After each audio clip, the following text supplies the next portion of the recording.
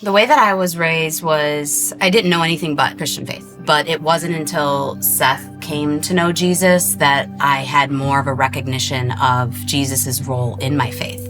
My dad was a musician, started playing guitar, we started a band. But the first time that I went into a recording studio with our band was the first time that I saw that side of it. But I remember leaving the studio and being like, that's what I want to do.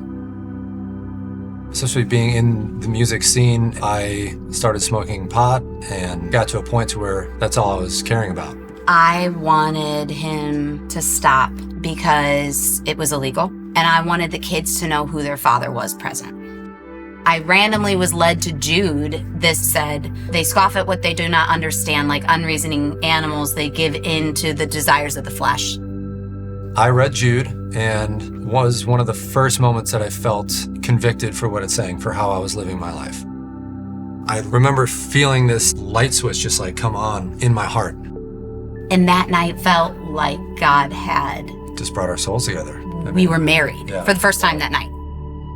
That made me question myself. Am I saved? Because to date, I don't have that moment where Christ was all of a sudden in my heart. But specifically when I came to the realization that Christ, he truly did die, and faith that he truly did rise from the dead. So I know that Christ is alive in my life because I am daily giving my life back to Christ, and he is daily showing me he's still there. I did a record with a friend up near Chicago, and he brought in his friend Taylor, and he was flying in from Jacksonville, and we spent 2 weeks together, just made a record. It was a great time. We were talking about moving for a while. We were just going through so much up where we were up in Crown Point, up in Indiana. We were just going through so much.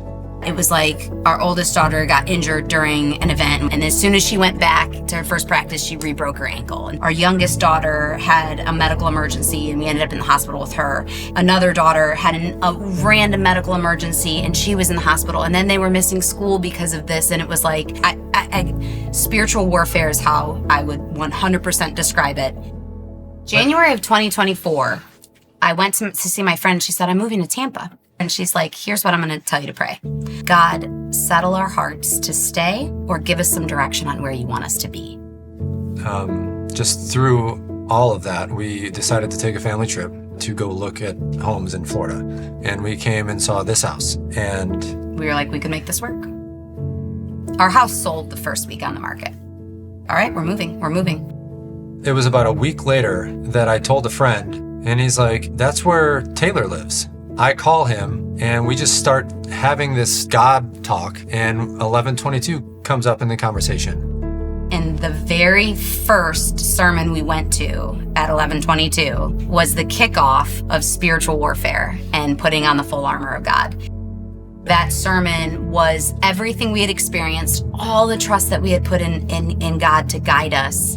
And this is what I had been shouting from the mountaintops. And at home, I was like, this is all spiritual warfare. Like, we've got to find God in all of this.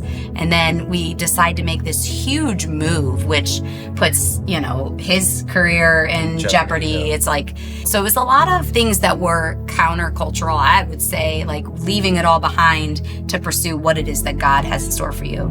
But now we're at a place where we're like, all right, but God moved us here. What does he want? The joy from living in a way that pleases God and not yourself feels so authentic and real. In terms of countercultural, the outcome is always so much greater and more peaceful and so much more fulfilling on the other side of being obedient.